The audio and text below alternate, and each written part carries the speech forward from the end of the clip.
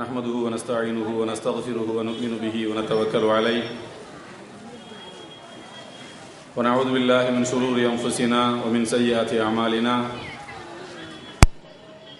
من يهده الله فلا مضل له ومن يضلل فلا هادي له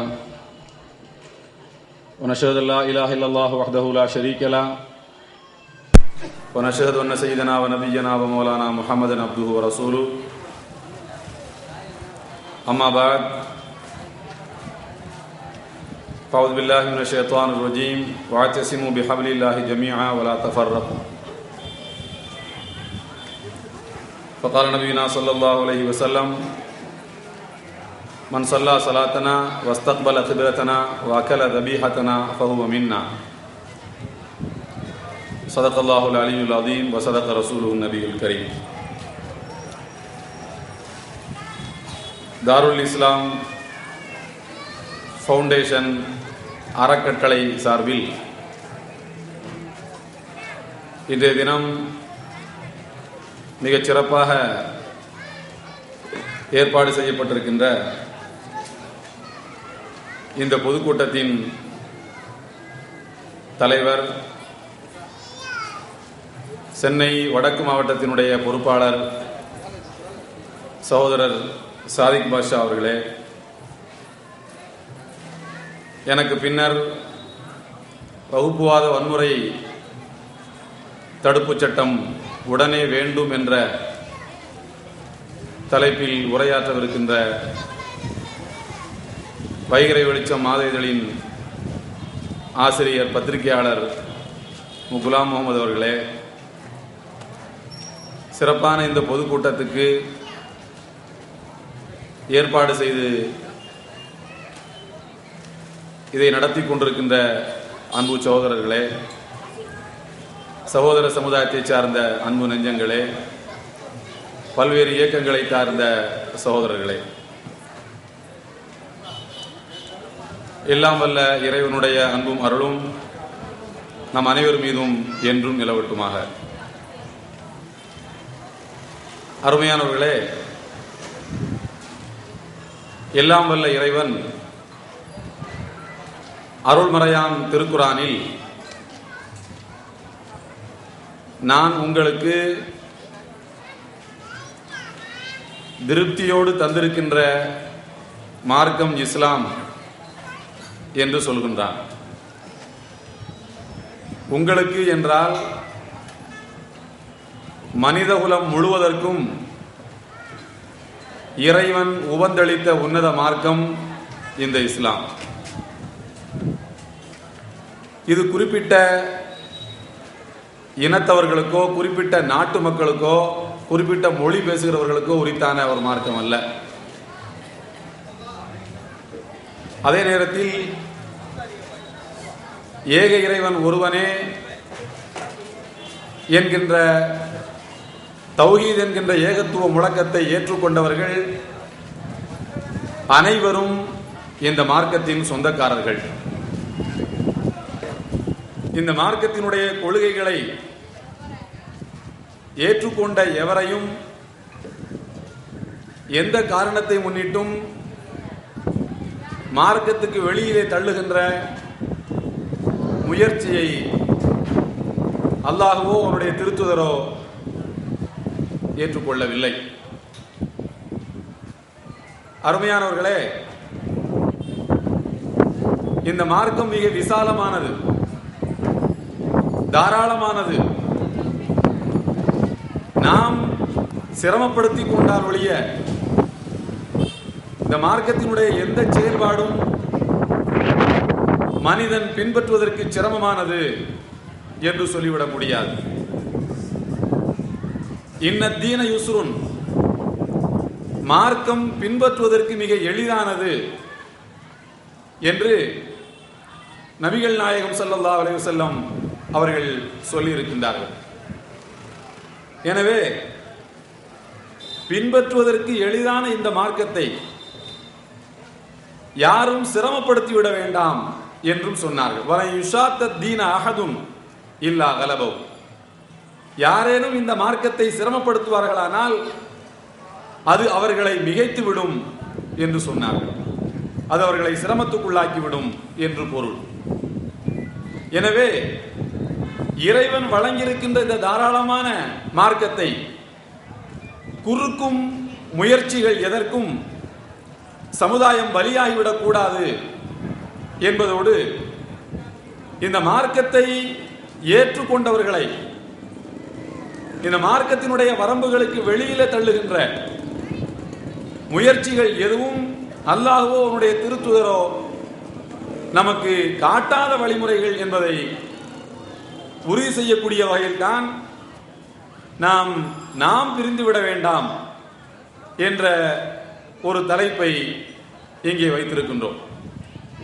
அருமையானவர்களே, இன்றைக்கு சமுதாயத்திலே பல்வேறு பிளவுகள், பல்வேறு பூசல்கள், பல்வேறு கருத்து வேறுபாடுகள், கருத்து முரண்பாடுகள், அதன் அடிப்படையிலே சண்டை சச்சரவுகள், அதன் அடிப்படையிலே குடும்பத்துக்குள்ளே பிளவு, அண்ணன் தம்பிகளுக்கு இடையிலே சண்டை, மகல்லாவிலே சண்டை, பள்ளிவாசலிலே அடிதடி என்கின்ற அளவுக்கு இந்த சமுதாயம் கூறு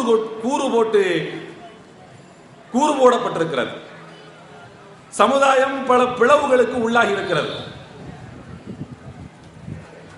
சாதாரணமாக வாழுகின்ற சராசரியான முஸ்லிம்கள் இந்த மார்க்கத்தை ஒருவன் முழுமையாக பின்பற்ற நினைத்தால் அவன் ஏதேனும் ஒரு பிளவுக்குள்ளே தன்னை ஐக்கியப்படுத்திக் கொள்ள வேண்டும் என்கிற எண்ணம் ஏற்படக்கூடிய அளவுக்கு பிளவுகளும் பூசல்களும் சச்சரவுகளும் சமுதாயத்திலே இன்றைக்கு தலைவிரித்தாடி கொண்டிருக்கிறது.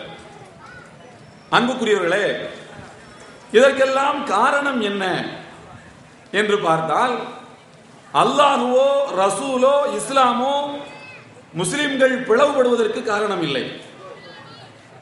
முஸ்லிம்கள் பிளவுபட்டு போவதற்கும் தங்களுக்கிடையில் அவர்கள் சண்டையிட்டுக் கொள்வதற்கும் காரணம் அவர்களுடைய மனங்களும் அவர்களுடைய குணங்களும் தான். இஸ்லாம் எந்த விதத்திலும் முஸ்லிம்கள் பிளவுபட்டு போவதற்கு காரணமாக இல்லை. மார்க்கத்தினுடைய அடிப்படைகளை நாம் ஆராய்ந்தோம் என்று சொன்னால், திருக்குர்ஆனுடைய வசனங்கள், நபிகள் பெருமானாருடைய பொன்மொழிகள், இவைகளெல்லாம் பல கருத்துக்களை உள்ளடக்கியதாகவே இருக்கின்றன. பல கருத்துக்களை உள்ளடக்கியதாக இருக்கின்றன. எனவே திருக்குர்ஆனை ஆராய்ச்சி செய்யக்கூடியவர்கள் இருவேறு விதமான முடிவுகளுக்கு வருவதென்பது இயல்பானது, அதை மாற்ற முடியாது என்பதற்கு வரலாற்றிலே நிறைய காரணங்கள் இருக்கின்றன. எனவே இவைகளெல்லாம் முன்வைத்து நாம் அணி அணியாக பிளவுபட்டு போய்விட வேண்டும் என்று நினைப்பது மிகப்பெரிய பாவம். இன்றைக்கு நம்முடைய சகோதரர்கள் பல சொல்லிக் கொண்டிருக்கிறார்கள். திருக்குர்ஆனையும் நபிமொழியையும் ஆய்வு செய்து பின்பற்ற தொடங்கினோம் என்று சொன்னால் அங்கே பல பிளவுகள் வரத்தான் செய்யும். முஸ்லிம்கள் 73 கூட்டமாக பிரியத்தான் செய்வார்கள். ஏனென்றால் நபிகள் நாயகம் ஸல்லல்லாஹு அலைஹி வஸல்லம் அவர்களே சொல்லிவிட்டார்கள், இன்ன உம்மத்தி சதஃப்தரிகு பித்அம் வ ஸபஈன ஃபிர்கா, என் சமுதாயம் 73 கூட்டமாக பிரிந்துவிடும் என்று நபிகள் நாயகம் அவர்களே சொல்லியிருக்கிறார்கள் என்பதனால் நாம் பிரிந்துதான் இருப்போம். பல்வேறு ஜமாத்துகளின் பெயரால், பல்வேறு இயக்கங்களின் பெயரால், பல்வேறு அமைப்புகளின் பெயரால் நாம் பிரிந்துதான் கிடப்போம். ஏனென்றால் நபிகள் நாயகம் ஸல்லல்லாஹு அலைஹி வஸல்லம் அவர்களே சொல்லிவிட்டார்கள், முஸ்லிம்கள் அணி அணியாக பிளந்து போவார்கள் என்று சொல்லியிருக்கிறார்கள். எனவே நாம் பிளந்துதான் போவோம் என்று வலிந்து வலிந்து சில சகோதரர்கள் பிரச்சாரம் செய்கிறார்கள். அன்புக்குரியவர்களே, ஒரு சின்னஞ்சிறிய கேள்வி ஒன்றை உங்களுடைய உள்ளத்துக்குள்ளே எழுப்பி பாருங்கள். எல்லாம் வல்ல இறைவன் மனித சமுதாயத்தை நேர்வழிப்படுத்துவதற்காக இந்த மார்க்கத்தை தந்தான். அழிவின் விளிம்பிலே நீங்கள் இருந்தீர்கள். குந்தும் அலா ஷஃபா ஹுஃப்ரத்தின் மினன் நார், நரகத்தினுடைய விளிம்பில் நீங்கள் நின்று கொண்டிருந்தீர்கள். அந்த இறைவன் உங்களை காப்பாற்றினான் என்று அருள்மறையில் இறைவன் சொல்லுகின்றான். நரகத்திலே விழுந்துவிட காத்திருந்த ஒரு சமுதாயத்தை காப்பாற்றுவதற்குத்தான் இஸ்லாம் வந்தது. திருக்குர்ஆன் சொல்கிறது, ஆனால் நாம் என்ன சொல்லிக் கொண்டிருக்கின்றோம்? முஸ்லிம்கள் அணி அணியாக பிளந்து போவார்கள். 73 கூட்டத்திலே 72 கூட்டம் நரகத்துக்கு போய்விடும் என்று சொல்கின்றோம். ஆனால் அல்லாஹ் சொல்கின்றான், நரகத்திலே விழுந்து விடாமல் உங்களை காப்பாற்றத்தான் இந்த மார்க்கத்தை தந்தேன் என்று சொல்கின்றான். எது உண்மை? ஒரு நிமிடம் எண்ணி பாருங்கள். நபிகள் நாயகம் ஸல்லல்லாஹு அலைஹி வஸல்லம் அவர்கள் இந்த சமுதாயம் 73 கூட்டமாக பிரியும் என்று சொன்னார்களா என்றால் அந்த நபி மொழி பல்வேறு சர்ச்சைகளுக்கு இடமளித்திருக்கிறது ஆராய்ச்சி துறையிலே. நான் விரிவாக உங்களுக்கு சொல்ல வேண்டும் என்ற ஆசை இருந்தாலும் பல கருத்துக்களையும் சொல்ல வேண்டியிருக்கிறது. எனவே இந்த பகுதியை நான் உங்களுக்கு சுருக்கமாக சொல்லி காட்டுகின்றேன். 73 கூட்டமாக முஸ்லிம்கள் பிரிவார்களா என்று சொன்னால் நிச்சயமாக பிரியவே மாட்டார்கள். நிச்சயமாக இனிமேல் 73 கூட்டமாக பிரிய மாட்டார்கள். ஏனென்றால் 73 கூட்டமாக இந்த சமுதாயம் பிரியும் என்று நபிகள் நாயகம் ஸல்லல்லாஹு அலைஹி வஸல்லம் அவர்கள் சொல்லியிருக்கக்கூடிய அந்த நபிமொழி பல்வேறு ஆராய்ச்சிகளுக்கு உட்படுத்தப்பட்டிருக்கிறது. அதிலே இன்னொரு பெரிய வேடிக்கை என்னவென்றால் 72 கூட்டம் நரகத்துக்கு போய்விடும், ஒரே ஒரு கூட்டம் மட்டும்தான் சொர்க்கத்துக்கு போகும் என்கிற வார்த்தையும் சேர்த்து சில நபிமொழி தொகுப்புகளிலே இடம்பெற்றிருக்கிறது. அந்த நபிமொழியினுடைய ஆராய்ச்சியாளர்கள் சொல்கின்றார்கள், நபிகள் நாயகம் ஸல்லல்லாஹு அலைஹி வஸல்லம் அவர்கள் 73 கூட்டமாக பிரியும், அதிலே 72 கூட்டம் நரகத்துக்கு போய்விடும் என்று சொல்லவே இல்லை. அது பிற்காலத்திலே இஸ்லாத்தினுடைய எதிரிகள் சிலரால் நபிமொழிகளிலே ஒரு வார்த்தையாக திணிக்கப்பட்டிருக்கிறது என்று பேரறிஞர் இப்னு ஹஸம் அவர்கள் சொல்லி காட்டுகின்றார். முஸ்லிம் சமுதாயம் ஒருவர் மற்றவரோடு மோதிக்கொள்ள வேண்டும், சண்டையிட்டுக் கொள்ள வேண்டும், நான் தான் சொர்க்கத்துக்கு போவேன், நீ நரகத்துக்கு போவாய் என்று எல்லோரையும் பார்த்து சொல்ல வேண்டும் என்பதற்காக வேண்டிய இந்த வார்த்தை பின்னாலே இணைக்கப்பட்டிருப்பதாக நபிமொழி துறையினுடைய ஆராய்ச்சியாளர்கள் சொல்லி காட்டுகின்றார். ஒருவேளை பேரறிஞர் கர்லாவி அவர்கள் தன்னுடைய நூலிலே சொல்லுகின்றார், நாம் பிரிந்து விட வேண்டாம் என்ற நூலிலே சொல்லுகின்றார், ஒருவேளை 73 கூட்டமாக முஸ்லிம்கள் பிரிந்து போவார்கள் என்கின்ற நபிமொழி உண்மையாகவே இருக்கட்டும், அது ஆதாரப்பூர்வமான நபிமொழியாகவே இருந்தாலும் கூட உலகத்தில் எல்லா காலகட்டங்களிலும் எல்லா நாடுகளிலும் எல்லா ஊர்களிலும் வாழுகின்ற முஸ்லிம் சமுதாயம் கியாமத் நாள் வரைக்கும், உலகம் அழியும் வரைக்கும் 73 கூட்டமாக பிரிந்தே இருக்கும் என்பதற்கு இந்த நபிமொழியில் எந்த ஆதாரமும் இல்லை. ஏதேனும் ஒரு காலகட்டத்தில் முஸ்லிம்கள் 73 கூட்டமாக பிரிந்து அவர்களுக்கு இடையிலே கருத்து முரண்பாடுகள், வார்த்தை சச்சரவுகள், சண்டைகள் ஏற்பட்டிருந்தால் அதுவே போதுமானது இந்த நபிமொழி உண்மையாகி விடுவதற்கு. எனவே ஒரு காலகட்டத்தில் முஸ்லிம்கள் பிரிந்தார்கள், பிறகு சேர்ந்தார்கள் என்று சொன்னால் இந்த நபிமொழி உண்மையாகிவிட்டது. எனவே அதை காரணம் காட்டி நீங்கள் பிரிந்து கொண்டிருக்காதீர்கள். சிலர் சொல்வார்கள், ஏனப்பா நீங்கள் தனி ஜமாத்தாக இருக்கின்றீர்கள், எதற்காக தனி பள்ளிவாசல் கட்டிவிட்டு போகிறீர்கள், முஸ்லிம் சமுதாயத்தோடு ஏன் ஐக்கியப்பட்டு வாழக்கூடாது என்று கேட்டால் நம்முடைய நண்பர்கள் சகோதரர்கள் சிலர் சொல்லுகின்றார்கள், இல்லை இல்லை, நபிகள் நாயகம் ஸல்லல்லாஹு அலைஹி வஸல்லம் சொல்லிவிட்டார்கள் 73 கூட்டமாக முஸ்லிம்கள் பிரிவார்கள் என்று. நாம் இப்படி 73 கூட்டமாக பிரியாவிட்டால் பெருமானார் ஸல்லல்லாஹு அலைஹி வஸல்லம் அவருடைய வார்த்தை பொய்யாகிவிடும், அவருடைய வார்த்தை பொய்யாகிவிடும். எனவே ரசூலுல்லாஹ்வுடைய வார்த்தை பொய்யாகாமல் காப்பாற்றுவதற்குத்தான் நாங்கள் 73 கூட்டமாக பிரிந்திருக்கின்றோம் என்று சொல்லுகின்றார். அன்புக்குரியவர்களே, கொஞ்சம் எண்ணி பாருங்கள். இது மட்டுமா சொன்னார்கள்? நபிகள் நாயகம் ஸல்லல்லாஹு அலைஹி வஸல்லம் அவர்கள் இது மட்டுமா சொன்னார்கள்? உலகம் அழியக்கூடிய நாளில், அதற்கு சமீப காலகட்டங்களிலே மது ஆராய் பெருக்கெடுத்து ஓடும், விபச்சாரம் பெருகிவிடும், பெற்றோரை பிள்ளைகள் எல்லாம் துன்புறுத்துவார்கள் என்று சொன்னார்கள். எனவே நபிகள் நாயகம் ஸல்லல்லாஹு அலைஹி வஸல்லம் வார்த்தையை நான் உண்மைப்படுத்துவதற்காக, ரசூலுல்லாஹ்வுடைய வார்த்தை பொய்யாகிவிடக் கூடாது என்பதற்காகத்தான் நான் விபச்சாரம் செய்கிறேன் என்று யாராவது சொல்ல முடியுமா? ரசூலுல்லாஹ்வுடைய வார்த்தை பொய்யாய்விடக் கூடாது என்பதற்காக வேண்டியே என்னுடைய பெற்றோரை நான் அடிக்கின்றேன் என்று யாராவது சொல்ல முடியுமா? ரசூலுல்லாஹ்வுடைய வார்த்தை பொய்யாய்விடக் கூடாது என்பதற்காக வேண்டியே நான் சாராயம் குடிக்கின்றேன், மது குடிக்கின்றேன் என்று யாரேனும் சொல்ல முடியுமா? சொல்ல முடியாது. அப்படி சொன்னால், அப்படி சொல்லி அதை செயல்படுத்தினால் மது குடித்ததற்கான தண்டனையை அல்லாஹ் தராமல் விட்டு விடுவானா? தம்பி வா, நீ உலகத்திலே ஒரு மடா குடிகாரனாக இருந்திருக்கின்றாய், எதற்காக என்று கேட்டால் அல்லாஹ்விடத்துல, யா அல்லாஹ், ரசூலுல்லாஹி ஸல்லல்லாஹு அலைஹி வஸல்லம் சொல்லிட்டாங்க கடைசி காலத்துல மதுவை எல்லாரும் குடிப்பாங்கன்னு, உன்னுடைய ஹபீபுடைய வார்த்தை பொய்யாயிடக்கூடாது என்பதற்காகத்தான் நான் குடிச்சேன் என்று சொன்னால் அல்லாஹ் அவனை தட்டி கொடுத்து சொர்க்கத்துக்கு போய் சொல்லிடுவானா? யா அல்லாஹ், உன்னுடைய ஹபீப் முஹம்மது ஸல்லல்லாஹு அலைஹி வஸல்லம் அவர்கள் கடைசி காலத்திலே வாழுகின்ற பிள்ளைகள் எல்லாம் பெற்றோரை துன்புறுத்துவார்கள் என்று சொன்னார்கள், அதற்காகவே என் தாய் தந்தைகளை அடித்தேன், துன்புறுத்தினேன் என்று சொன்னால் சபாஷ் என்று தட்டி கொடுத்து அல்லாஹ் சொர்க்கத்துக்கு அனுப்பி விடுவானா? கடைசி காலத்திலே விபச்சாரம் பகிரங்கமாக நடக்கும். எந்த அளவிற்கு என்று சொன்னால் நடுவீதியிலே விபச்சாரம் நடக்கும் என்று பெருமானார் சொன்னார்கள். யா அல்லாஹ், ரசூலுல்லாஹ்வுடைய வார்த்தையை உண்மைப்படுத்துவதற்காகத்தான் நான் பப்ளிக் பிளேஸில் விபச்சாரம் செய்தேன் என்று ஒரு பையன் சொன்னால், ஒரு இளைஞன் சொன்னால், ஒரு தௌஹீத்வாதி சொன்னால், அல்லது ஒரு பொது மனிதன் சொன்னால் அல்லாஹ் சபாஷ் என்று தட்டி கொடுத்து சொர்க்கத்துக்கு அனுப்பி விடுவானா? அதற்குரிய தண்டனை அவர்கள் பெற்றுத்தான் ஆக வேண்டும், பாவத்துக்குரிய தண்டனையை.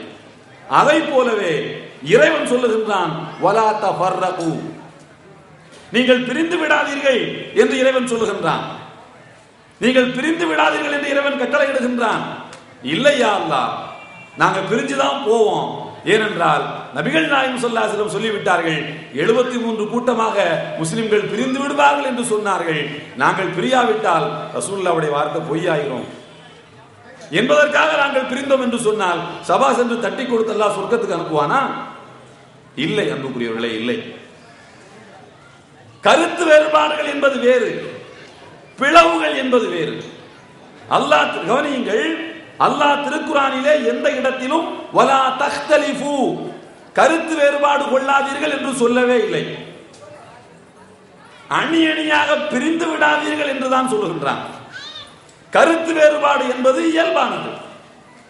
எந்த ஒரு வார்த்தைக்கும் பொருள் வைத்தால் கருத்து வேறுபாடு வருவது இயல்பானது. ஒரு முறை பாருங்கள், நபிகள் நாயகம் ஸல்லல்லாஹு அலைஹி வஸல்லம் அவர்களுக்கு 10 ஆண்டு காலம் பணிவிடை செய்தவர், சம்பளம் வாங்காமல் பணிவிடை செய்தவர் அனஸ் ரலியல்லாஹு அன்ஹு. தன்னுடைய 10 வயதிலிருந்து 20 வயது வரைக்கும் ரசூலுல்லாஹ் மௌத்தாவர் வரைக்கும் பணிவிடை செய்தவர் அனஸ் ரலியல்லாஹு அன்ஹு. ஒரு விருந்துக்கு பெருமானார் செல்கின்றார்கள், கூடவே அனஸ் ரலியல்லாஹு அன்ஹுவும் போகிறார்கள்.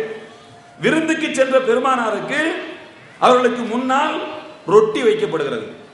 ரொட்டிக்கு கரிசால்னா ஊற்றப்பட்டது. அந்த கரியிலே மாமிசத்தோடு சேர்த்து சுரைக்காயும் இருந்தது. சுரைக்காவும் கரியும், உருளைக்கிழங்கு போட்டு சமையல் பண்றாங்களா இல்லையா கரியில, அந்த மாதிரி சுரைக்காவும் கரியும் போட்டு சமைத்து வைக்கப்பட்டிருந்தது.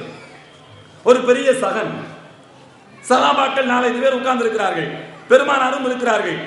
நபிகள் நாயகம் ஸல்லல்லாஹு அலைஹி வஸல்லம் அவர்கள் ரொட்டியை பிய்த்து சாப்பிட்டு விட்டு மாமிசத்தை சாப்பிடாமல் கரியை தொடாமல் சுரைக்காயை தேடி தேடி சாப்பிட்டார்கள்.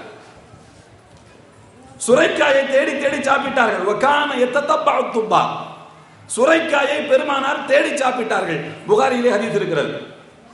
இந்த ஹதீஸை சொல்லக்கூடிய அனஸ் ரலியல்லாஹு அன்ஹு சொல்லுகின்றார்கள், இந்த சம்பவத்தை நான் பார்த்ததற்கு பிறகு, நபிகள் பெருமானார் ஸல்லல்லாஹு அலைஹி வஸல்லம் அவர்கள் சுரைக்காயை சாப்பிடுவதை நான் பார்த்ததற்கு பிறகு எந்த விருந்துக்கு சென்றாலும் சுரைக்காயை நான் தேடி சாப்பிடுவேன்.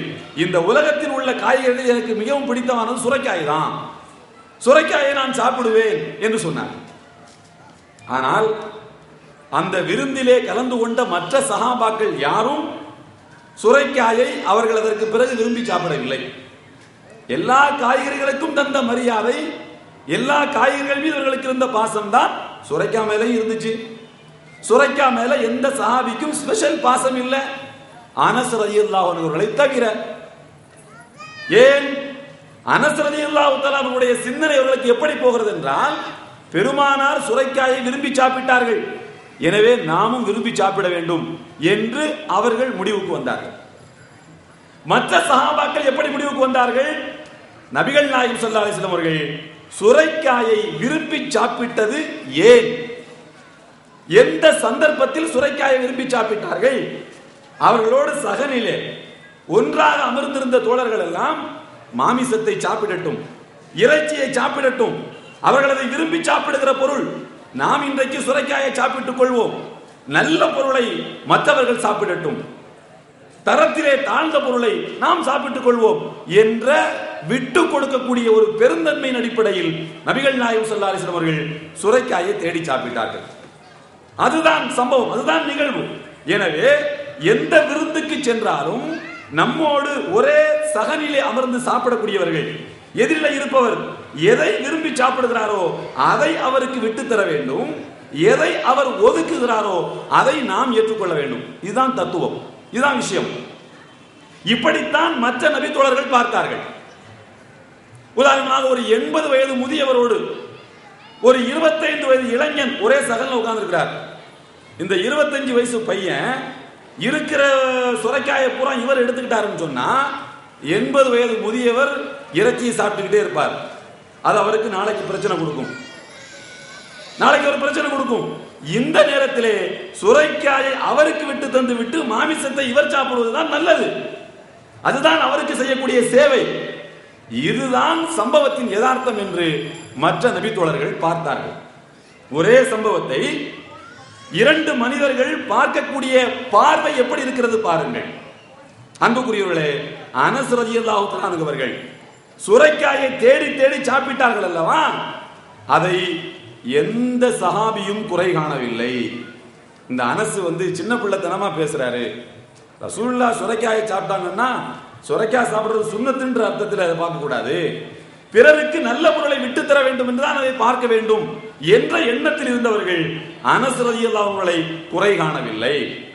அனஸ் ரலியல்லாஹு தஆலா அவர்கள் இந்த சஹாபாக்களை குறை காணவில்லை. இருவருடைய ஆராய்ச்சியும் வித்தியாசமானது, இருவருடைய ஆராய்ச்சியும் வேறு வேறு விதமானது.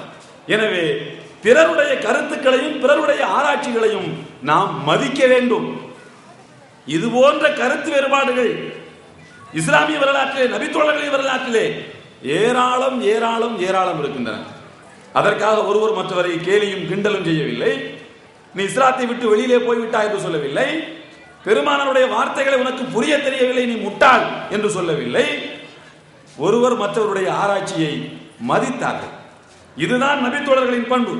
அது மட்டுமல்ல அன்புக்குரியவர்களே, இன்னும் பாருங்கள், நபிகள் நாயகம் ஸல்லல்லாஹு அலைஹி வஸல்லம் அவருடைய தோழர்கள், இன்றைக்கு நீங்கள் திருக்குர்ஆனை ஓதிக் கொண்டிருப்பீர்கள். வல்லைலி, சூரத்துல் லைல் என்ற ஒரு சூரா இருக்கிறது. வல்லைலி இதா யக்ஷா வன்னஹாரி இதா தஜல்லா வமா ஹலகல் ذكر والانثى, இப்படித்தான் குர்ஆன்ல இருக்கு. வல்லைலி இதா யக்ஷா வன்னஹாரி இதா தஜல்லா வமா ஹலகல் ذكر والانثى, இப்படித்தான் குர்ஆன்ல இருக்கிறது. ஆனால் நபிகள் நாயகம் ஸல்லல்லாஹு அலைஹி வஸல்லம் அவர்கள் அப்துல்லா இப்னு மசூத் என்கிற நபித்தோழரை பற்றி சொல்லும்போது சொன்னார்கள், திருக்குர்ஆன் எப்படி இறங்குகிறதோ எப்படி இறங்கியதோ அப்படியே நீங்கள் ஓத வேண்டும் என்றால் அப்துல்லா இப்னு மசூத் இடத்திலே கேட்டு தெரிந்து கொள்ளுங்கள் என்று சொன்னார்கள். அந்த அளவுக்கு பெருமானாருக்கு ரொம்ப நெருக்கமாக இருந்தவர். சஹாபாக்கள் ரசூலுல்லாஹ்வுடைய இறுதி காலகட்டத்திலே கேட்டார்கள், அல்லாஹ்வின் திருத்தூதரே லபிஸ்தக்லஃப்தனா யா ரசூலல்லாஹ், உங்களுக்கு பிறகு நாங்கள் யாரை கலீஃபாவாக ஏற்றுக்கொள்ள வேண்டும் என்று ஒரு ஆளை இனங்காட்டக்கூடாதா என்று கேட்டார்கள்.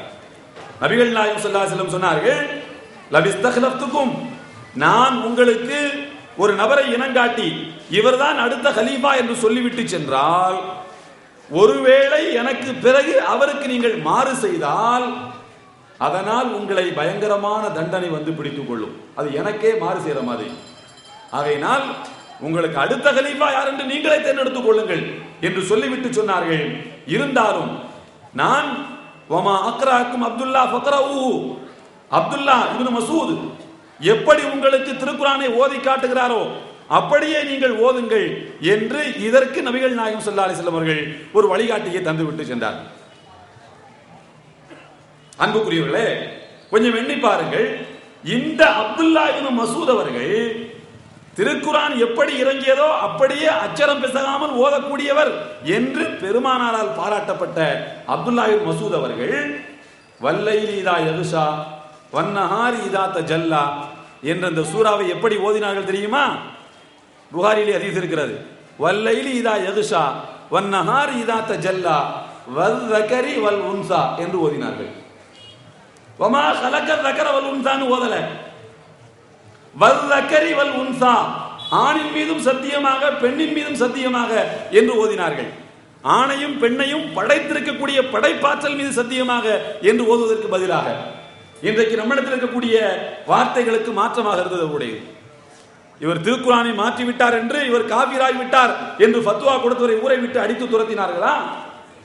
இல்லை இல்லை. அவர்தான் இதுதான் சரி என்று சொல்லி தனக்கென்று ஒரு அணியை சேர்த்துக் கொண்டாரா? இல்லை. மாற்று கருத்து சொன்னவர்கள் எல்லாம் இஸ்லாத்தை விட்டு வெளியிலே போய்விட்டார்கள் என்று அப்துல்லாஹி மசூத் அவர்கள் சொன்னார்களா? இல்லை, சொல்லவில்லை. ஒருவர் மற்றவருடைய ஆராய்ச்சியை மதித்தார்கள். அப்படி மதிப்பதற்கு ஒரு பெருந்தன்மை வேண்டும். அந்த பெருந்தன்மை யாரிடத்தில் இருக்கிறதோ அவன்தான் முஸ்லிம் என்று பெருமானார் ஸல்லல்லாஹு அலைஹி வஸல்லம் சொல்கின்றார். பிஹஸ்பி இம்ரஇன் மினஷ் ஷர்ரி அன் யஹ்கிர அகாஹுல் முஸ்லிம். ஒரு முஸ்லிம் சகோதரனை அவமானப்படுத்துவதும் இழிவுபடுத்துவதுமே ஒரு மனிதன் செய்யக்கூடிய பாவத்தால் மிக பெரும் பாவமாக இருப்பதற்கு போதுமானது என்று சொன்னார். ஒருவருடைய ஆராய்ச்சியை இழிவுபடுத்துவதும் அவனை இழிவுபடுத்துவதுதான். எனவே அன்புக்குரியவர்களே, களம் மிக விசாலமானது. நபிகள் நாயகம் ஸல்லல்லாஹு அலைஹி வஸல்லம் சொன்னார்கள், மன் ஸல்லா ஸலாத்தனா வஸ்தக்பல கிப்லத்தனா வஅகல தபீஹத்தனா ஃபஹுவ மின்னா. யார் நம்மை போல் தொழுகின்றாரோ, வஸ்தக்பல கிப்லத்தனா நம்முடைய கிப்லாவை முன்னோக்கி தொழுகின்றாரோ, வஅகல தபீஹத்தனா நாம் அறுத்த மாமிசத்தை சாப்பிடுகின்றாரோ, ஃபஹுவ மின்னா அவர் நம்மை சார்ந்தவரே. சில அறிவிப்புகளிலே ஃபதாலிக்கல் முஸ்லிம், அவர்தான் முஸ்லிம் என்று சொன்னார். எனவே ஒரு மனிதன் சமுதாயத்தோடு கலந்து வாழ்கிறான் என்று சொன்னால், சமுதாயத்தினுடைய செயல்பாடுகளை தன்னுடைய செயல்பாடுகளாக மாற்றிக்கொண்டு வாழ்ந்து கொண்டிருக்கிறான் என்று சொன்னால் அவன்தான் முஸ்லிம் என்று பெருமானார் ஸல்லல்லாஹு அலைஹி வஸல்லம் சொல்கின்றார். சிற்சில விஷயங்களில் ஏற்படக்கூடிய கருத்து வேறுபாடுகள் என்பவை ஒரு மனிதனை இஸ்லாம் என்ற வட்டத்துக்குள்ளே இருந்து வெளியிலே தள்ளிவிடாது. இஸ்லாம் என்ற வட்டத்துக்குள் இருந்து வெளியிலே தள்ளிவிடாது. நபி தோழர்களின் காலத்திலே எவ்வளவு கருத்து வேறுபாடுகள் சஹாபாக்களுக்கு மத்தியிலே இருந்திருக்கிறது தெரியுமா? சாதாரணமான கருத்து வேறுபாடுகளா? பெரும் பெரும் கருத்து வேறுபாடுகள் இருந்திருக்கின்றன. அவை அனைத்துக்கும் மத்தியிலே அவர்கள் ஒருவர் மற்றவரை மதித்து சகிப்புத்தன்மையோடு வாழ்ந்தார்கள். அதை போலத்தான் முஸ்லிம் சமுதாயம் வாழ வேண்டும் என்று நாம் விரும்புகின்றோம். ஒருவர் மற்றவரை அடித்து மாய்த்துக் கொள்ளக்கூடாது. ஒருவர் மற்றவரை காபிர் என்று சொன்னால் அதை விட ஒரு பெரிய பாவம் என்ன இருக்க முடியும்? கொஞ்சம் யோசித்து பாருங்கள். நபிகள் நாயகம் ஸல்லல்லாஹு அலைஹி வஸல்லம் சொல்கின்றார்கள், இஸ்ரவேல் சமுதாயத்திலே 2 சகோதரர்கள் இருந்தார்கள். ஒருவர் எப்ப பார்த்தாலும் தப்பு பண்ணிக்கிட்டே இருப்பார், எப்ப பார்த்தாலும் தப்பு பண்ணுவார். இன்னொருவரோ எப்போதும் கான முஜ்தஹிதுன் ஃபில் இபாதா, எப்ப பார்த்தாலும் இபாதத்து வணக்க வழிபாடுகள்னே ஒருத்தர் இருப்பார். இப்ப இந்த நல்ல மனுஷன் இருக்கார்ல, அவர் இந்த தப்பு பண்ணிக்கிட்டே இருக்கிற நபரை பார்த்து சொல்வாராம், நீ திருந்திக்கிட்டான்னப்பா, எப்போதும் தப்பு பண்ணிக்கிட்டே இருக்கிறிய, திருந்தினால் என்ன திருந்தினால் என்ன என்று சொல்லிக் கொண்டே இருப்பார். அவர் திருந்தவே இல்லை. கல்லினி வரப்பி, இது என் இறைவனுக்கும் எனக்கும் உள்ள விஷயம், இதுல நீ தலையிடாதே என்று சொல்வார் எப்ப பார்த்தாலும். ஒரு நாள் இந்த நல்ல மனிதர் எந்த செயலை ரொம்ப பெரிய பாவம் என்று நினைத்துக் கொண்டிருக்கின்றாரோ அந்த செயலை அவர் செய்து கொண்டிருக்கிறார். அது என்ன செயல் ரசூலுல்லாஹ் வெளிப்படையா சொல்லல. பெற்றோர் அடித்திருக்கலாம், மது குடித்திருக்கலாம், நம்முடைய கற்பனை தான் இது, எதுன்னு ரசூலுல்லாஹ் சொல்லல. ஆக இவர் எதை பெரும்பாவம் என்று நினைக்கின்றாரோ அந்த செயலை அந்த மனிதர் செய்து கொண்டிருக்கும் போது இவர் பார்த்து விட்டார். சொன்னார், நிச்சயமாக இறைவன் உன்னை மன்னிக்கவே மாட்டான் என்று சொன்னார். இன்றைக்கு சொல்கிறார்கள் இல்லையா, அதுக்கு மன்னிப்பே கிடையாது, இதுக்கு மன்னிப்பே கிடையாது, இது ஷிர்க்கு, இது குஃப்ரு, இதை செஞ்சா ஒருத்தன் காபிர் ஆயிட்டான், அவன் இஸ்லாத்தை விட்டு வெளியில போயிட்டான், அவனுக்கு நரகம் தான் என்று குஃப்ர் ஃபத்வாக்களை மலைமலையாக பொழிகின்றார்களே. இதை போல அன்றைக்கு அவர் ஒரு மனிதரை பார்த்து தான் ஒரு தடவை தான் சொல்லியிருக்கிறார். கவனித்துக் கொள்ளுங்கள், ஒரு மனிதரை பார்த்து ஒரு தடவை தான் சொன்னார், அல்லாஹ் உன்னை மன்னிக்க மாட்டான் என்று. வேற ஒன்றும் சொல்லல, நீ காபிர் ஆயிட்ட, நீ முஷ்ரிக்கா போயிட்டலாம் சொல்லல, அல்லாஹ் உன்னை மன்னிக்க மாட்டான் என்ற ஒரு வார்த்தை தான் சொன்னார். நபிகள் நாயகம் ஸல்லல்லாஹு அலைஹி வஸல்லம் சொன்னார்கள், இருவரும் இறந்ததற்கு பிறகு யார் இந்த உலகத்திலே வணக்க வழிபாடுகளை ஊறி திளைத்துக் கொண்டிருந்தானோ அவனை கூப்பிட்டு நரகத்துக்கு போன்னு சொல்லிட்டானோ அல்லாஹ். யார் தப்பு பண்ணிக்கிட்டு இருந்தானோ அவனை கூப்பிட்டு சொர்க்கத்துக்கு போன்னு சொல்லிட்டான் அல்லாஹ். ஹதீஸ். என்ன காரணம்? என்ன காரணம் என்று சொன்னால், ஒரு நல்ல மனிதனை, நல்ல மனிதன் என்று சொன்னால் இறை நம்பிக்கை உள்ளவனை பார்த்து இறைவன் உன்னை மன்னிக்கவே மாட்டான் என்று எப்படி நீ சொல்லலாம்? நீ இறைவனை புரிந்து கொண்ட விதம் அவ்வளவுதான் என்பதற்காக ஒரு ஆணவத்தில் சொன்ன வார்த்தை அது. நான் தான் ஒழுக்கமானவன், நீ குற்றவாளி. நான் தான் ஒழுங்கான கொள்கையில் இருக்கிறேன், நீ அசிங்கம் முடிச்ச கொள்கையில் இருக்கிறாய். நான் தான் தௌஹீத்வாதி, நீ ஷிர்க் செய்து கொண்டிருக்கின்றாய் என்று இன்றைக்கு சொல்வதை போல ஒரு வார்த்தை. இன்றைக்கு நான் தான் ஒழுக்கமா இருக்கேன், நீ வழிகட்டு போய் விட்டாய், உனக்கு நரகம்தான், அல்லாஹ் உன்னை மன்னிக்க மாட்டான் என்று சொன்னதற்காகவே, வாழ்க்கையில் ஒரு முறை ஒரு மனிதனை பார்த்து சொன்னதற்காகவே அல்லாஹ் அவரை நரகத்துக்கு அனுப்பினார். இன்றைக்கு நாள்தோறும் எத்தனை பேரை நரகத்துக்கு அனுப்பி கொண்டிருக்கிறார்கள், நாம் செய்து கொண்டிருக்கின்றோம். அவர் செய்யறது தவறு, அவர் நரகத்துக்கு தான் போவார். எல்லாரும் நரகத்துக்கு போனா சொர்க்கத்துக்கு யாருங்க போறது? கொஞ்சம் யோசனை பண்ணி பாருங்க. சொல்ல போனா சொர்க்கத்துல தான் கூட்டம் அதிகமா இருக்கணும் இல்லையா? எல்லாரும் நரகத்துக்கு போனா சொர்க்கத்துக்கு யார் போறது? அன்புக்குரியவர்களே, இப்படிப்பட்ட வார்த்தை பிரயோகங்களை அல்லாஹ் வெறுக்கின்றான். அல்லாஹ் வெறுக்கின்றான். இன்னொன்று சொல்லட்டுமா உங்களுக்கு?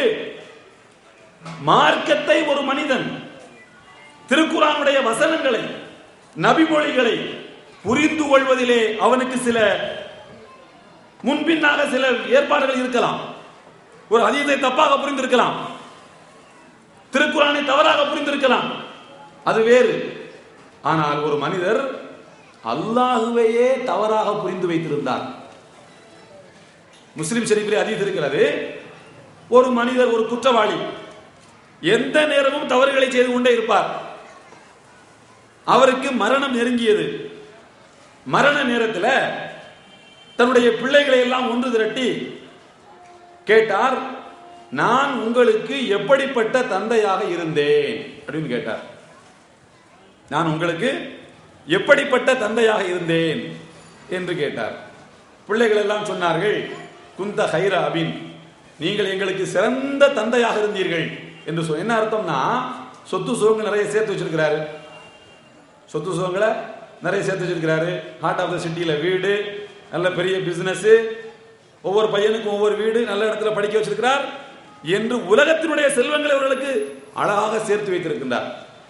பிள்ளைகள் எல்லாம் சொன்னார்கள், குந்த ஹைராபின், நீங்கள் ஒரு சிறந்த தந்தையாக இருந்தீர்கள் என்று பிள்ளைகள் தந்தையிடத்திலே சொன்னார்கள். அப்போ ஒரு தந்தை சொல்றார், நான் உங்களுக்கு சிறந்த தந்தையாக இருந்தேன், ஆனால் அல்லாஹ்வுக்கு சிறந்த அடியானாக இருக்கவில்லை. அல்லாஹ்வுக்கு சிறந்த அடியானாக இருக்கவில்லை. தப்பு தண்டாக்கள் செஞ்சேன், ஹராம் ஹலால் பார்க்காம சம்பாத்தியம் பண்ண, இறைவனை மறந்து வணக்க வழிபாடுகளில் ஈடுபடவில்லை. நான் ஒரு பாவி, நான் ஒரு குற்றவாளி. இறைவன் நான் இறந்ததற்கு பிறகு என்னை நீங்கள் எல்லாம் அடக்கிவிட்டால், மீண்டும் இறைவன் என்னை எழுப்பி கேட்டால், நீ உலகத்திலே எப்படி வாழ்ந்தாய் என்று கேட்டால் நான் என்ன பதில் சொல்லுவேன்? உங்களுக்கு சிறந்த தந்தையாக இருந்தேன், இப்போது கேட்டேன் எப்படி வாழ்ந்தேன்னு. நல்ல தந்தை என்று சொன்னீர்கள், நீ எப்படி வாழ்ந்தாய் என்று இறைவன் கேட்டால் நான் என்னப்பா செய்ய முடியும்? பதில் சொல்றதுக்கு என்ற பதில் இல்லை. நான் குற்றவாளி, நான் பாவி. எனவே நான் இறந்து விட்டேன். அவருடைய புத்தியை பாருங்கள், அவருடைய அறியாமையை பாருங்கள். நபிகள் பெருமானா சொல்லுகின்றார்கள், ஹதீஸ் நான் சொல்றது, இப்போ பெருமானா சொல்லுகின்றார்கள், அவர் தன்னுடைய பிள்ளைகளுக்கு இறுதி உபதேசம் செய்தார். எப்படி என்றால், நான் இறந்து விட்டால் என்னை புதைக்காதீர்கள். அவருடைய எண்ணம் எப்படின்னா, நம்மளை புதைச்சிட்டோம்னா ஃபுல் பாடி அப்படி புதைச்சாதான் இறைவன் உயிர் கொடுத்து மீண்டும் எழுப்புவான். அதனால என்னை புதைக்காதீர்கள், என்னை எரித்து சாம்பலாக்கி விடுங்கள்,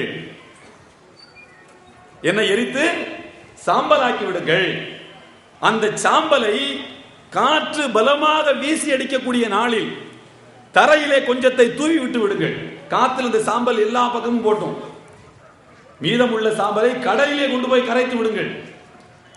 கடல்ல கொண்டு போய் சாம்பலை கரைத்து விடுங்கள், இன்னும் பாதியை காத்துல அப்படியே தூவி விட்டுருங்க. அல்லாஹ்வால என்னுடைய உடலை ஒன்று சேர்க்க முடியாது, அல்லாஹ் என்னுடைய உடம்ப ஒன்று சேர்க்க முடியாது, அல்லாஹ் என்ன விட்டுருவான். அவருடைய கற்பனை, அவர் அல்லாஹ் பத்தி புரிஞ்சது அவ்வளவுதான். என்ன ஒன்று சேர்க்க முடியாம விட்டுருவான், எனக்கு தண்டனை கிடைக்காது, நான் தப்பிச்சுக்குருவேன் அல்லாஹ்ட்ட இருந்து என்று நினைத்து கொண்டார். அதே மாதிரி வாப்பா பிள்ளைகளுக்கு நிறைய சொத்து சேர்த்து வச்சிருக்கிறார்ல, வாப்பாவுடைய இறுதி உபதேசத்தை பிள்ளைகள் நிறைவேற்றினார்கள். அவர் இறந்த உடனே அழகா பேஷா கொண்டு போய் எரிச்சாங்க. அவர் சொன்ன மாதிரியே காற்றிலே சாம்பலை கரைத்தார்கள், கடலிலே கொண்டு போய் கரைத்தார்கள். விஷயம் முடிஞ்சு போச்சு. இப்போ நபிகள் நாயகம் ஸல்லல்லாஹு அலைஹி வஸல்லம் சொல்கின்றார்கள், காற்றுக்கு இறைவன் உத்தரவிட்டான், காற்றே இவனுடைய சாம்பலை எல்லாம் திரட்டுங்கள் என்று. இந்த சாம்பலை காற்று திரட்டியது. கடலுக்கு இறைவன் உத்தரவிட்டான், கடல் சாம்பலை திரட்டியது. எல்லாம் சேர்ந்து அந்த மனிதனை இறைவன் எழுப்பிட்டான். மறுபடியும் எழுப்பிட்டு இறைவன் கேட்டானாம், ஏனப்பா நீ இப்படி செய்தாய் என்று. ஏன் இப்படி பண்ண? இறைவனுக்கு பெருமானார் இடையில கமாண்ட் கொடுக்குறாங்க, இவன் ஏன் இப்படி செய்தான் என்று இறைவனுக்கு தெரியும், இவன் ஏன் இப்படி செய்ய உத்தரவிட்டான் என்று இறைவனுக்கு தெரியும். தெரிந்தே அவனுடைய வாக்குமூலத்தை இறைவன் கேட்கிறான், ஏன் நீ இப்படி செய்ய சொன்னாய் என்று. அந்த அடியான் சொன்னான், இறைவா உனக்கு பயந்துதான் இப்படி செஞ்சேன், உனக்கு பயந்துதான் இப்படி செய்தேன். நான் என்னை நீ மீண்டும் உயிரோடு எழுப்பினால் நீ நிச்சயமாக நான் செய்த குற்றத்துக்காகவும் பாவத்துக்காகவும் எனக்கு தண்டனையைத்தான் தரப்போகிறாய். இந்த பாவி எப்படி உன்னுடைய தண்டனையை தாங்க போகிறேன் என்று பயந்து உன்னுடைய தண்டனையிலிருந்து தப்பிப்பதற்காக நான் செய்த உபாயம்தான் இது என்று அவர் சொன்னார். ஏதோ உண்மையாக சொன்னார். எல்லாம் வல்ல இறைவன் அந்த அடியானை மன்னித்தான் என்று நபிகள் நாயகம் ஸல்லல்லாஹு அலைஹி வஸல்லம் சொன்னார். அவருக்கு இறைவன் சொர்க்கத்தை கொடுத்தான். அன்புக்குரியவர்களே, இவர் அல்லாஹ்வையே தவறாக புரிந்திருக்கிறார். இவர் என்ன நினைச்சுக்கிட்டாரு, நம்முடைய சாம்பலை உலகமெல்லாம் சென்று கரைத்து விட்டால் இறைவனுக்கு அதை திரட்டுகின்ற வலிமை கிடையாது, இறைவனுக்கு அவ்வளவு பெரிய சக்தி எல்லாம் கிடையாது என்று நினைத்துக் கொண்டார். புரியுதா உங்களுக்கு? அல்லாஹ்வுடைய ஆற்றலையே இவர் தவறாக புரிந்து கொண்டார். இதற்காக அல்லாஹ்வை பற்றி இவர் தவறாக புரிந்ததற்காக இவரை இறைவன் தண்டிக்கவில்லை. இவரை இறைவன் தண்டிக்கவில்லை. மார்க்கத்தை தவறாக புரிந்து கொண்டால் அவர்களுக்கு எப்படி இறைவனுடைய தண்டனை கிடைக்கும்? ஆராய்ச்சியிலே கொஞ்சம் முன்பின் இருக்கத்தான் செய்யும். ஒவ்வொரு மனிதனும் ஒரு விஷயத்தை புரிந்து கொள்ளக்கூடிய விதத்திலே வேறுபாடுகள் இருக்கத்தான் செய்யும். இன்னொன்று கரதாவி சொல்லுகிறார் இந்த நூலிலே, அந்த அடியானை அல்லாஹ் தண்டிக்கவில்லை என்பது மாத்திரமல்ல, அந்த அடியானை அல்லாஹ் தண்டிக்கவில்லை என்பது மட்டுமல்ல, அவன் சொர்க்கத்துக்கு செல்வதற்கு அவனுடைய அறியாமையே காரணமாகிவிட்டது. இவன் அல்லாஹ்வை பத்தி தப்பா புரிஞ்சிருக்கிறான்ல, இந்த அறியாமையினாலே அவன் சொர்க்கத்துக்கு போயிட்டான். அல்லாஹ் கேட்டான்ல, ஏன் எரிக்க சொன்னாய்? உன்னுடைய தண்டனைக்கு பயந்துதான் எரிக்க சொன்னேன், நீ என்னை உயிரோடு எழுப்பினால் மாட்டிக்கொள்வேன் என்ற பயத்தில் எரிக்க சொன்னேன் என்று சொன்ன அறியாமையால் அப்படி சொல்ற. இந்த அறியாமையே அவர் சொர்க்கத்துக்கு செல்வதற்கு காரணமாகிவிட்டது. அன்புக்குரியவர்களே, இறைவன் எவ்வளவு தாராளமானவன் பார்த்தீர்களா? இறைவன் எவ்வளவு அன்பு மிக்கவன் பார்த்தீர்களா? தன்னை பற்றி தவறாக புரிந்து கொண்டான் ஒரு அடியான். அதற்கு காரணம் இறையச்சம், பயம்தான் அதற்கு காரணம். எனவே எல்லாம் வல்ல இறைவன் மனிதனுடைய இதயங்களை பார்க்கின்றான். ஒரு ஆராய்ச்சியாளர் வேண்டுமென்றே மனமுரண்டு செய்கின்றார். ஒரு ஆராய்ச்சியை சொல்லிட்டார், அந்த ஆராய்ச்சி தான் சரியானது என்று வாதாடுகிறார். உண்மை அதுவல்ல, அவருக்கே தெரியுது நாம போய் சொல்றோம். தெரிந்து கொண்டே வாதாடி கொண்டிருந்தால் இவரை பற்றியும் இறைவனுக்கு தெரியும், இவரை பற்றியும் இறைவனுக்கு தெரியும், இவர்களைத்தான் இறைவன் தண்டிப்பான். அதல்லாமல் உள்ளபடியே ஆராய்ச்சிகளிலே வித்தியாசம் வரும்போது எல்லாம் வல்ல இறைவன் அதை மன்னிக்கின்றான், அதை பெரிதாக எடுத்துக்கொள்வதில்லை என்பதுதான் நபிமொழிகள் நமக்கு சொல்லி காட்டக்கூடிய உண்மையாக அமைந்திருக்கிறது. அன்புக்குரியவர்களே, அது மாத்திரமல்ல, ஆராய்ச்சிகளிலே எப்படி எப்படி எல்லாம் வித்தியாசங்கள் வருகின்றன. ஆராய்ச்சிகள் என்பது மனிதனுடைய அறிவுக்கும் தராதரத்துக்கும் ஏற்றவாறு வந்து கொண்டே இருக்கும். காலங்கள் மாற மாற, சூழ்நிலைகளும் சந்தர்ப்பங்களும் மாற மாற அதற்கேற்றவாறு மார்க்கம் நெகிழ்ந்து கொடுக்கக்கூடிய அளவிலே அது நெகிழ்வுத்தன்மை உள்ளதாக இருக்கிறது. ஜிஹாதுக்கு செல்கின்றோம் என்று வைத்துக் கொள்வோம். ஜிஹாதுக்கு போறோம் சொன்னா எதிரிகள் போட்டுட்டு ஓடக்கூடிய கனிமத் இருக்குல்ல, போர் செல்வங்கள், போர் கவசம் அணிந்திருப்பார்கள். தாக்குதலில் ஈடுபடுத்தி நிற்க முடியாத போது விரண்டு ஓடுவாங்க. விரண்டு ஓடும் போது இந்த கவசங்களை அணிந்து கொண்டே ஓடினால் எதிரி பிடித்துக் கொள்வான் என்று பயந்து கவசத்தை கழட்டி போட்டு ஓடிடுவாங்க. ஒரு பெரிய வாள் இருக்கும், இடுப்புல தொங்க விட்டுருப்பாங்க. ஓடும் போது காலில் அந்த வாள் இடிச்சுக்கிட்டே இருக்கும். அப்ப வாழை போட்டுட்டு ஓடிக்கொண்டிருப்பார்கள். போர் கவசம் அப்படித்தான், தலையில போடுற தொப்பி மாதிரி இருக்கும். இதெல்லாம் கழட்டி போட்டு ஓடுவார்கள். இதெல்லாம் கனிமத்து, போர் செல்வங்கள். இதிலே அசையா சொத்துக்களும் கனிமத்துகளாக வருவது உண்டு. இந்த கனிமத்துகள் எல்லாம் யார் வெற்றி பெறுகின்றார்களோ அவர்கள் எடுத்துக்கொள்ளலாம். முஸ்லிம்களுக்கு கனிமத் ஹலாலாக்கப்பட்டு விட்டது. உஹில்லத்திலியல் கனாயிம், என் சமுதாயத்துக்கு கனிமத் ஹலாலாக்கப்பட்டு விட்டது என்று பெருமானார் ஸல்லல்லாஹு அலைஹி வஸல்லம் சொன்னார். புகாரிலே ஹதீஸ் இருக்கிறது. பெருமானார் சொல்கின்றார்கள், இறைவன் நம்மிடத்திலே வறுமையை கண்டான். நாம் வறியவர்களாகவும் ஏழைகளாகவும் இருப்பதை இறைவன் பார்த்துவிட்டு ஃபஅஹல்ல லனல் கனாயிம், கனிமத்துகளை நமக்கு இறைவன் ஹலாலாக்கினான் என்று பெருமானார் சொன்னார்கள். ஏழைகளாக இருப்பதால் அல்லாஹ் கனிமத்தை ஹலாலாக்கினான். இதுதான் வார்த்தை புகாரிலே இருக்கிறது.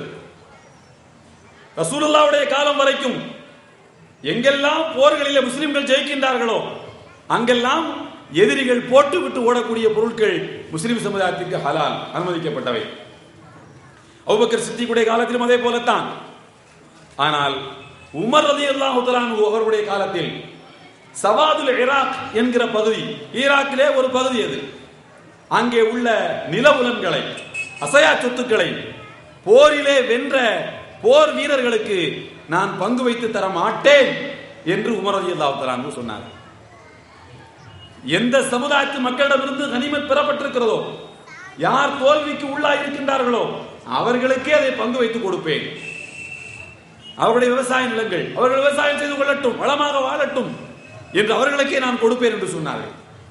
தோழர்கள் எல்லாம், இது ரசூலுல்லாஹ்வுடைய நடைமுறை அல்லவே, ரசூலுல்லாஹ் வெற்றி பெற்றவர்களுக்கு தானே கனிமத்தை கொடுத்திருக்கின்றார்கள் என்று கேட்டபோது உமர் ரலியல்லாஹு தஆலா அன்ஹு சொன்னார்கள், நபிகள் நாயகம் ஸல்லல்லாஹு அலைஹி வஸல்லம் அவர்கள் என்ன சொன்னார்கள்?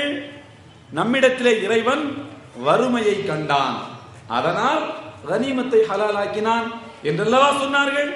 எனவே வறுமையான காலகட்டத்திலே இருக்கக்கூடியவர்களுக்கு மட்டும்தான், வறுமையிலே உழலக்கூடிய போர் வீரர்களுக்கு மட்டும்தான் கனிமத்தை நான் கொடுப்பேன். நம்ம இப்பெல்லாம் நம்ம வசதியா இருக்கிறோம், நமக்கு கனிமத்தை தர முடியாது என்று உமர் ரலியல்லாஹு அன்ஹு சொன்னார். எந்த நபித்தோழரும் உமர் அவர்களுடைய இந்த வார்த்தைக்கு மாறு செய்யவே இல்லை. அதை அப்படியே ஏற்றுக்கொண்டார்கள். இது ஒரு சமூக சீர்திருத்தம். காலங்கள் மாறுகின்ற போது, சூழ்நிலைகள் மாறுகின்ற போது சட்டங்களிலே சில மாறுதல்கள் வருவது இயல்பானது. இந்த மாறுதலை எந்த மார்க்கம் ஏற்றுக்கொள்ளவில்லையோ அந்த மார்க்கம் அழிந்து போய்விடும். இந்த மாறுதலை உள்வாங்கிக் கொள்ளக்கூடிய விசாலம், தாராளம் எந்த மார்க்கத்தில் இல்லையோ அந்த மார்க்கம் காலப்போக்கிலே அழிந்து போய்விடும். எனவேதான் உமர் ரலியல்லாஹு தஆலா அன்ஹு போன்றவர்களை எல்லாம், உமர் ரலியல்லாஹு தஆலா அன்ஹு அவர்களை மேற்கத்திய வரலாற்று ஆசிரியர்கள் இஸ்லாத்தினுடைய இரண்டாம் நிறுவனர் என்று சொல்கின்றார்கள். செகண்ட் ஃபவுண்டர் ஆஃப் இஸ்லாம், இஸ்லாத்தினுடைய இரண்டாம் நிறுவனர் என்று பாராட்டுகிறார்கள்.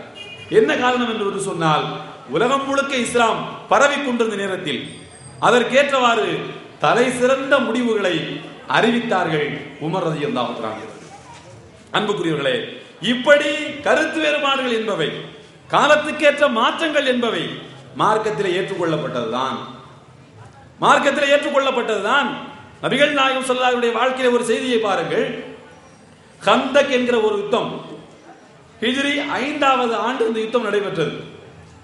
அதிலே முஸ்லிம்களுக்கு இறைவன் வெற்றியை கொடுத்தான். பல சோதனைகளை தாண்டித்தான் முஸ்லிம்கள் அதிலே வென்றார்கள்.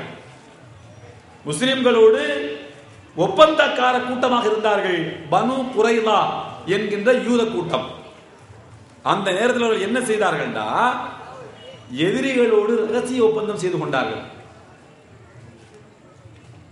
நாங்கள், அதாவது பனு குறைலா என்ற யூதர்கள் வாழ்ந்து கொண்டிருக்கக்கூடிய பகுதிகளுக்கு பக்கத்தில் பெருமானார் முஸ்லிம் பெண்களை கொண்டு வந்து குடியமர்த்தினார்கள். ஏன்னா இந்த பெண்களை நம்முடைய ஒப்பந்தக்கார கூட்டமாக இருக்கக்கூடிய பனு குறைலா என்கிற கூட்டம் பாதுகாத்துக் கொள்ளும் என்கிற நம்பிக்கையில். ஆனால் இந்த பனு குறைலா யூதர்கள் ரசூலுல்லாஹ்வுக்கு துரோகம் செய்தார்கள்.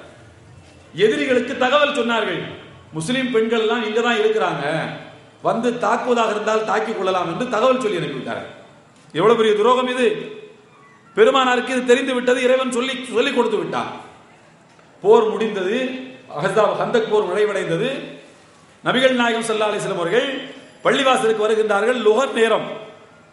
போர் கவசங்களை எல்லாம் கலற்றி வைத்து விட்டு குளிக்க போகிறார்கள்.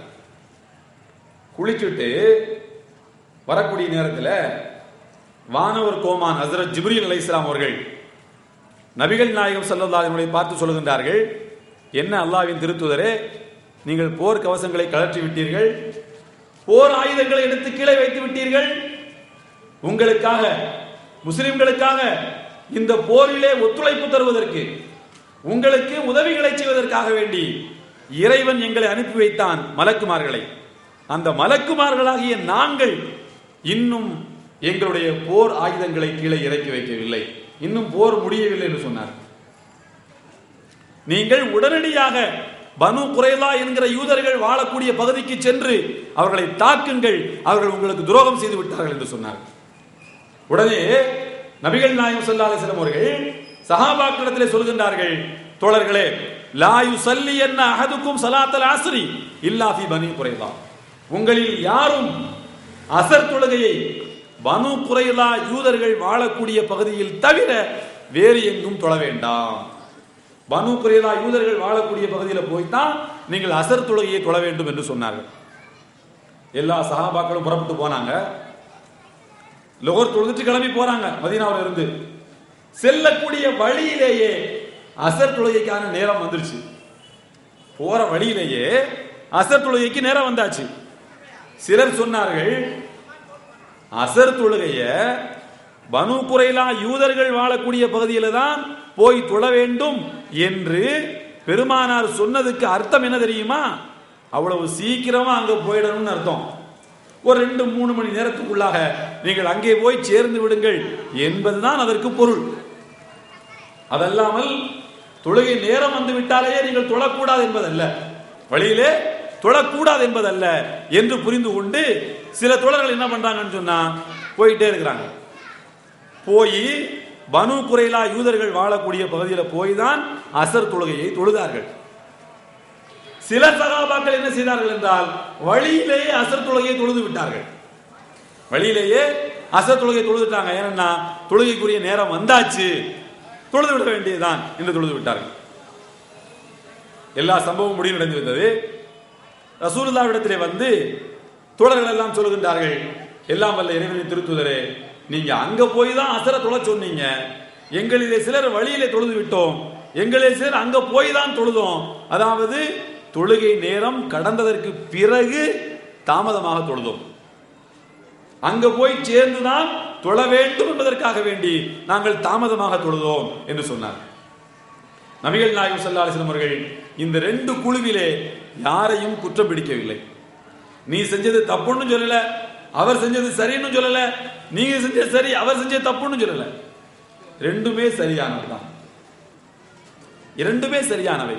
ஏனென்றால் நபிகள் நாயகம் ஸல்லல்லாஹு அலைஹி வஸல்லம் அவருடைய வார்த்தையை ஒவ்வொருவரும் ஒவ்வொரு விதமாக பார்த்திருக்கின்றார். அதுதான், வேறொன்றும் கிடையாது. இப்படி பார்வையிலும் ஆராய்ச்சியிலும் வேறுபாடுகளும் வித்தியாசங்களும் வரத்தான் செய்யும், அது இயல்பானது, அதிலே எந்த மாற்றமும் கிடையாது. எல்லாம் வல்ல இறைவன் திருக்குரானிலே பல வசனங்கள் இருக்கின்றன. அந்த பல வசனங்களிலேயும் 2 அர்த்தம் வர்ற மாதிரி 3 அர்த்தம் வர்ற மாதிரி எல்லாம் வாக்கியங்களை இறைவன் அமைத்திருக்கின்றான். 2-3 அர்த்தங்கள் வர்ற மாதிரி இறைவன் வாக்கியத்தை அமைத்திருக்கின்றான். உதாரணமாக பாருங்கள், நோன்பு வைப்பதை பற்றி. நோன்பு சகர் நேர சாப்பாடு எது வரைக்கும் சாப்பிடலாம் என்பதை பற்றி அல்லாஹ் சொல்லும் போது குலு வஷ்ரபு ஹத்தா யதபையன லக்குமுல் ஹைத்துல் அபியது மினல் ஹைத்தில் அஸ்வதி மினல் ஃபஜ்ர். எதுவரைக்கும் நீங்கள் சகர் சாப்பாடு சாப்பிடலாம் என்றால் கருப்பு கயிறும் வெள்ளை கயிறும் தெளிவாக தெரிந்து கொள்ளும் வரை. கருப்பு கயிறு எது வெள்ளை கயிறு எதுன்னு பார்த்தா தெரிகிற அளவுக்கு நீங்க சாப்பிடலாம். என்ன அர்த்தம்னா வெளிச்சம் வர்ற வரைக்கும் சாப்பிடலாம் அர்த்தம். அப்படி அர்த்தம் வச்சுக்கிட்டாங்க சஹாபாக்கள்.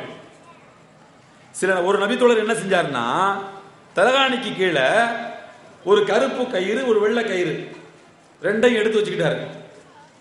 எடுத்து வச்சுக்கிட்டு எடுத்து பார்ப்பார். இப்படி இருட்டுக்குள்ள எது வெள்ளை கயிறு எது கருப்பு கயிறுன்னு கண்டுபிடிக்க முடியலன்னு வச்சுக்கிடுங்க, சாப்பிட்டுக்கிட்டு இருப்பார். சாப்பிடுற நேரம் வழங்கிடுவார்.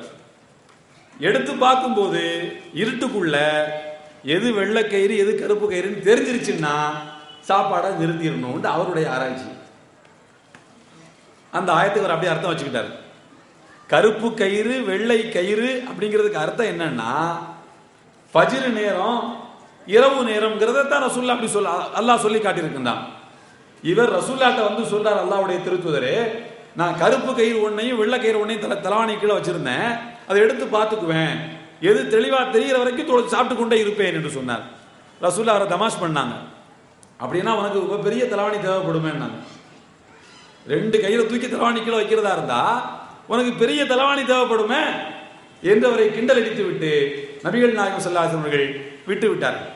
கொஞ்சம் யோசித்து பாருங்கள். ஃபஜ்ருடைய பாங்கு வரைக்கும், ஃபஜ்ருடைய வக்து வர்ற வரைக்கும் தான் சகர் சாப்பாடு. இவர் என்ன பண்ணி இருக்கிறாருன்னு சொன்னா சூரியன் உதிக்கிற வரைக்கும் சகர் சாப்பாடு சாப்பிட்டிருக்காரு. சூரியன் உதிக்கிற வரைக்கும் சகர் சாப்பாடு சாப்பிட்டிருக்கிறார். அன்புக்குரியவர்களே, இதை ரசூலுல்லாஹ்விடத்திலே வந்து சொல்லுகிறார், அல்லாஹ்வுடைய திருத்துதரே, இந்த ரெண்டு கயிறை எடுத்து பார்ப்பேன், தெரிகிற வரைக்கும் சாப்பிடுவேன்னு சொல்றார். நம்முடைய சட்டப்படி நமக்கு நாம் அறிந்து வைத்திருக்கக்கூடிய மார்க்கத்தின்படி அவருடைய நோன்பு கூடுமா? நோன்பு கூடாது. ஏன் கூடாது? அவர் சூரிய உதிக்கிற வரைக்கும் சாப்பிட்டிருக்கிறார், தப்பு. ஃபஜ்ர் பாங்கோட சாப்பாடு நேரம் முடிஞ்சு போச்சு. இவர் சூரியன் உதிக்கிற வரைக்கும் சாப்பிட்டிருக்கிறார்.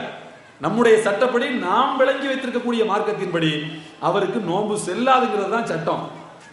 ஆனால் நபிகள் நாயகம் ஸல்லல்லாஹு அலைஹி வஸல்லம் அவர்கள் அவரை கேலி செய்தார்களே தவிர அதுவும் மனம் நோகும்படி கேலி செய்யவில்லை. உனக்கு பெரிய தலவாணி தேவைப்படும் போல் இருக்குன்னு சிம்பிளா தான் சொன்னாங்க. சொல்லிவிட்டு இதுவரைக்கும் நீ வைத்த நோன்பை எல்லாம் கலா செய்ய வேண்டும் என்று சொல்லவே இல்லை. அந்த நோன்பு கூடும்னு அர்த்தம். அந்த நோன்பு கூடும். இனிமேல் அப்படி நீங்கள் செய்யாதீர்கள், அவ்வளவுதான். ஏன் அவருடைய நோன்பு கூடும் என்றால் அவர் ஆராய்ச்சி செய்து ஒரு முடிவெடுத்திருக்கின்றார். கருப்பு கயிறு வெள்ளை கயிறு என்பது அவருடைய ஆராய்ச்சியின்படி கருப்பு கயிறு வெள்ளை கயிறு தான். அதுக்கு இலக்கிய சுவையான அர்த்தம் இல்லை, நேரடியான மொழியில நேரடியான பொருளில் தான் அதை அவர் பார்த்தார். எனவே அவருடைய நோன்பு கூடாது என்றெல்லாம் நபிகள் நாயகம் ஸல்லல்லாஹு அலைஹி வஸல்லம் சொல்லவில்லை. அவருடைய ஆராய்ச்சியை மதித்தார்கள். அவருடைய ஆராய்ச்சியை பெருமானார் மதித்தார்கள். நோன்பை திரும்ப வைக்க வேண்டும் என்று சொல்லவே இல்லை. ஆனால் இன்றைக்கு பாருங்கள், ஆராய்ச்சிகளிலே ஏற்படக்கூடிய மாறுபாடுகளுக்காக வித்தியாசங்களுக்காக இந்த சமுதாயத்தை நாம் எப்படியெல்லாம் பிளந்து வைத்திருக்கின்றோம். அன்புக்குரிய சகோதரர்களே, கொஞ்சம் எண்ணி பாருங்கள். சின்ன சின்ன ஆராய்ச்சிகளிலே ஏற்படக்கூடிய மாற்றங்களுக்காக சமுதாயத்தை கூறு போட்டு தனி பள்ளிவாசல் கட்டி தனி இயக்கங்கள் கண்டுபிடித்து அதன் பெயரால் சமுதாயத்தை நாம் கூறு போட்டுக் கொண்டிருக்கின்றோமே, எந்த விதத்திலே நியாயமாக இருக்க முடியும்? அன்புக்குரியவர்களே, கொஞ்சம் எண்ணி பாருங்கள். அதே நாம் பாபரி மஸ்ஜிதை மீட்பதற்கான போராட்டம் என்று சொன்னால் இயக்க வேறுபாடுகளை மறந்து அனைவரும் வர வேண்டும் என்று சொல்கின்றோமே, அது எப்படி நியாயம்? அதற்கு மட்டும் எல்லோரும் முஸ்லிம்கள், தொழுகை இபாதத் என்று வந்துவிட்டால் நாங்க மட்டும்தான் முஸ்லிம் என்று சொல்வது நியாயமா? யோசித்து பாருங்கள். எங்களை பொறுத்த அளவிலே நாங்கள் நீண்ட நெடிய காலமாக ஒரு முழுமையான ஜிஹாதின் மூலமாகத்தான் இந்தியாவிலே பாபர் மஸ்ஜிதை மீட்க முடியும் என்கிற கருத்தை அழுத்தம் திருத்தமாக சொல்லிக் கொண்டே இருக்கின்றோம். ஜிஹாதை விட்டுவிட்டு வேறு எந்த வழிமுறையிலும் நாம் பாபரி மஸ்ஜிதை மீட்க முடியாது என்பதிலே நாங்கள் உறுதியாக இருக்கின்றோம். அதற்காக எங்களுக்கு ஏற்பட்ட எல்லா இழப்புகளையும் நாங்கள் தாங்கிக் கொண்டோம். ஜிஹாதுக்கு வெளியிலே போய் கொடியையும் கோஷத்தையும் பிடித்துக் கொண்டு பாபரி மஸ்ஜிதை மீட்டு விடலாம் என்று எங்களுடைய தம்பிமார்கள் சொன்ன நேரத்திலே முடியாது, நாங்கள் ஜிஹாது செய்தே மீட்டுக் கொள்கிறோம் என்று வெளியிலே வந்தோமே அல்லாமல் வேறு வழிகளுக்கு செல்லவில்லை. ஆனால் பாபரி மஸ்ஜிதை மீட்பதற்கெல்லாம் குர்ஆனும் ஹதீஸும் நமக்கு தேவையில்லை, ஜிஹாது தேவையில்லை. ஏனென்றால் அல்லாஹ் ரசூல் சொன்னது இந்த ஜிஹாத் இல்லை என்று வேறு விளக்கங்களை சொல்கின்றோம். மார்க்கம் மிக மிக தாராளமானது. எல்லாம் வல்ல இறைவன் நம்மை அடித்து பிடித்து சண்டை போட்டுக் கொண்டிருக்க வேண்டும் என்று சொல்லவே இல்லை. ஒரு நிமிடம் எண்ணி பாருங்கள், நரகத்திலே இருந்து நம்மை மீட்பதற்குத்தான் இந்த மார்க்கத்தை நான் தந்திருக்கின்றேன் என்று இறைவன் சொல்லுகின்றான். அப்படி இருக்கும்போது நாம் 72 கூட்டம் நரகத்துக்கு போய்விட்டு ஒரு கூட்டம் மட்டும் சொர்க்கத்துக்கு போவோம் என்பது உண்மையாக இருக்குமானால் அல்லாஹ் நம்மை படைத்து நமக்கு மார்க்கத்தை தந்ததற்கு வேற என்ன விளக்கம், வேற என்ன காரணம் இருக்க முடியும்? இத்தனை பேரையும் நரகத்துக்கு அனுப்புவதற்காக ஒரு மார்க்கம், இத்தனை பேரையும் நிரந்தரமான ஒரு தண்டனைக்கு உட்படுத்துவதற்காக இந்த மார்க்கம். எனவே அன்புக்குரியவர்களே, நாம் இந்த விஷயத்திலே மிக மிக விழிப்புணர்வோடு இருக்க கடமைப்பட்டிருக்கின்றோம். அன்புக்குரியவர்களே, இன்னும் நிறைய இருக்கின்றன மார்க்கத்திலே. ஒரு இந்த மார்க்கத்தை பற்றி நாம் பேசுவதற்கு முன்னால் எதற்காக இந்த மார்க்கம் அருளப்பட்டிருக்கிறது, இந்த மார்க்கத்தினுடைய சட்டதிட்டங்கள் ஏன் இறைவன் நமக்கு தந்தான் என்கின்ற அடிப்படைகளை புரிந்து கொள்ளாமல் ஏதோ 1-2 நபிமொழிகளை மட்டும் தெரிந்து வைத்துக் கொண்டு தயவு செய்து மார்க்கம் சொல்லக்கூடிய சிந்தனைகளை விடுங்கள். ஏனென்றால் எல்லாம் வல்ல இறைவன் நம்மை பார்த்து கொண்டே இருக்கின்றான், நம்மை கண்காணித்துக் கொண்டே இருக்கின்றான். அவனுடைய மார்க்கத்திலே விளையாடாதீர்கள், அவனுடைய மார்க்கத்திலே விளையாடாதீர்கள். பாருங்கள், மார்க்கத்தில் எல்லாம் வல்ல இறைவன் சில சட்டத்திட்டங்களை வழிமுறைகளை தந்திருக்கின்றான்.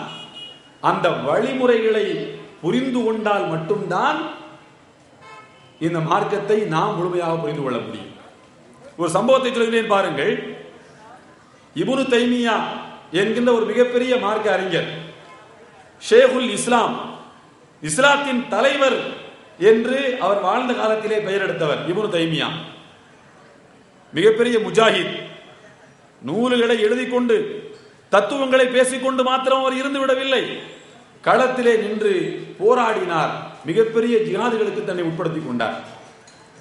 தவறுகளை கண்டால் கண்ட இடத்தில் கண்ட மாத்திரத்தில் கண்டிக்கக்கூடிய மனவலி உள்ளவர் இப்னு தைமியா.